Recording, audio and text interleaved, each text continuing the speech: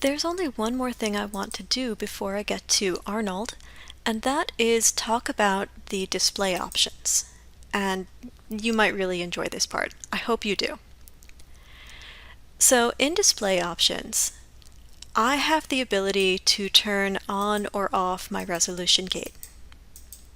I can also display a film gate. If you are working with a film back that is different from your device aspect ratio, you can put these both on. Let's demonstrate that. We'll set this back to 1.5. And now you can see that I've got a separate film back and device back.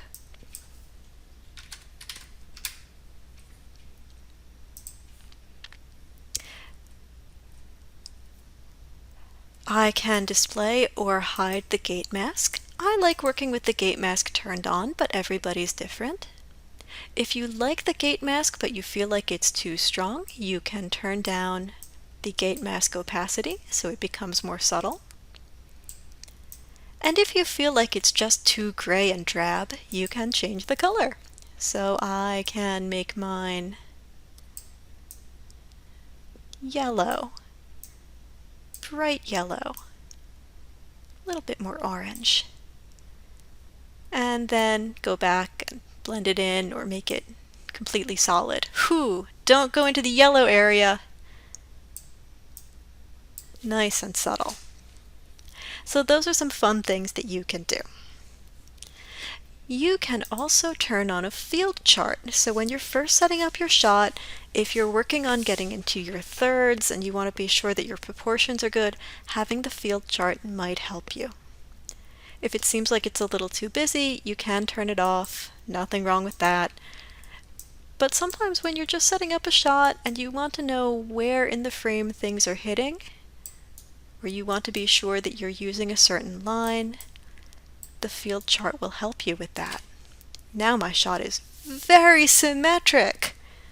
That might be a good thing, but it's probably a bad thing.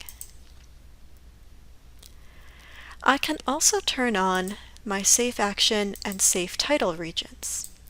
The safe action region is 10% in from the mask, and this is the area outside of which the human eye has difficulty seeing action. So you wouldn't want to put fine actions out in this section.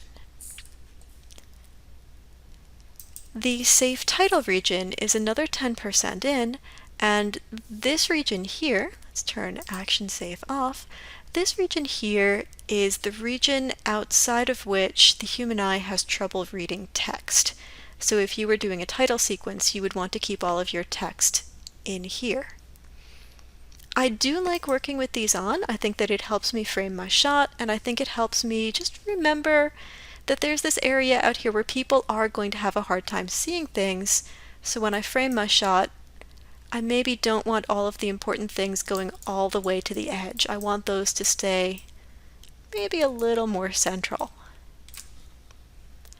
I can also display a film pivot and a film origin, and those might help me find the center of the film so that I can make sure that if I want a very static shot, I've got something right in that center, and if I want a more dynamic shot, I'm leaving the center free so that an action can take place there. The last thing I've got is overscan, and overscan controls the amount of masking that's taking place. So if my overscan is set to 1.3, I'm probably going to be okay. I'll set it up to 2, and now you see that I get a lot more masking. If you've got a lot of action in your shot and you really need to know what's coming and going, that might be helpful for you. Also, if you're working with a very small screen, sometimes the overscan doesn't do as much and you need to turn it up a little bit. Conversely, if it's too much, you can also turn it down. When I turn mine down to 1, it goes away completely, so that's too low. I'll go back to 1.3, or maybe even a little bit higher. So that is the display options, and they are really useful when you are first setting up your shots. I recommend spending some time with them and getting used to them. If you have any questions about the action or title safe, please let me know. I am always here to help.